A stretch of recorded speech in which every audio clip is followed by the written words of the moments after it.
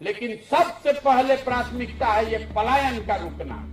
जहां जाइए पूरे देश में जिसको भी मजदूर चाहिए कहता है जा बिहार। हिमाचल प्रदेश के मुख्यमंत्री सुखविंदर सिंह सुक्खू का एक बयान खूब वायरल हो रहा है, जिसमें यह दावा किया जा रहा है।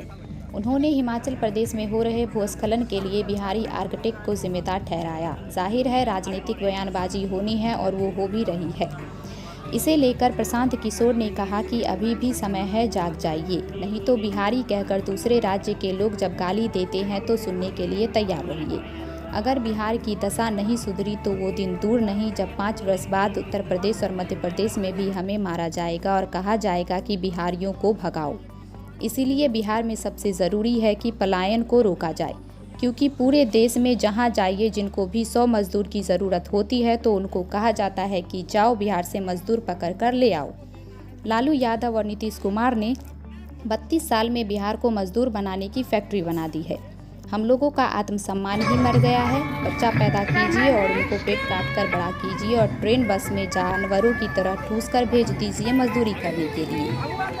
वो पेट काट कर मजदूरी करेगा और इसी तरह जीवन बीत जाएगा। समस्तीपुर में हमको बता दीजिए, गुजरात का एक आदमी आकर यहाँ मजदूरी कर रहा है।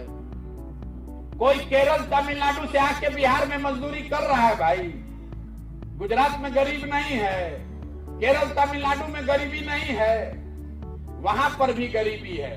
लेकिन उन लोगों ने इतनी व्यवस्था अपना बना लिया है कि 15,000 रुपया के कमाने के लिए किसी को अपना घर परिवार राज्य छोड़कर नहीं जाना पड़ता है। तो अगर ये व्यवस्था केरल में, गुजरात में, तमिलनाडु में, पंजाब में बना है तो बिहार में काहे नहीं बन सकता? वहां पर वो लोग कौन अंतरिक्ष का कोई वैज्ञानिक लाकर बनाया है? ये बिल्कुल किया जा सकता है। दुनिया भर के विशेषज्ञों से हमने बात करी, साल भर के अंदर ये संभव है। हर पंचायत में अगर आप 500 से 700 नौकरी का, रोजगार का अवसर कर दें तो सारा जितने लोग बाहर गए हैं वो वापस आ सकते हैं। 700 हर उसका योजना बनाकर घूम रहे हैं, गांव गांव जाकर वो योजना बना रहे हैं। क्या करने से आप ही के पंचायत में 700-800 रोजगार हो जाए? बिहार में नाली गली बने चाहे नहीं, स्कूल अस्पताल जब बनेगा तब तो बनेगा, लेकिन सबसे पहले प्राथमिकता है ये पलायन का रुकना।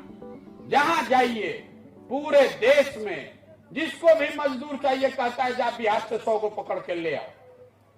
हम लोगों ने 32 बरस में लालू नीतीश ने बिहार को मजदूर बनाने का फैक्ट्री बना दिया है। हम लोग का आत्मसम्मान मर गया। बच्चा पैदा कीजिए, किसी तरह पेट काट काट के पाल पोस के बड़ा कीजिए और फिर ट्रेन में, बस में जानवर की तरह बैठा के भेज दीजिए, वहीं पर मजदूरी करेगा, 10-12 हजार रुपया में पेट काटेगा, 6,000-8,000 घरे भेजेगा, इसी में जीवन बीत जाएगा। ये बदलने के लिए यहाँ के लोगों को खड़ा होना पड़ेगा। इसीलिए ये प्रयास कर रहे हैं। ठीक लगे तो इससे जुड़िए और न ठीक लगे तो जिस दल का, जिस नेता का जो झंडा लेकर घूमते रहिए। हमको उससे कोई फर्क पड़ने वाला है नहीं। लेकिन अगर वो गलती कीजिएगा तो फिर बिहारी कह के जब लोग गाली देता है तो सुनने के लिए तैयार रहिए, क्योंकि हम लोग इसी दुर्दशा में रहने के आदी है। तमिलनाडु में आपको लोग बिहार के मजदूरों को क्यों मारा गया? तमिलनाडु के आदमी को बिहार के आदमी से कोई झगड़ा नहीं। हम तो 2 साल वहां रहे।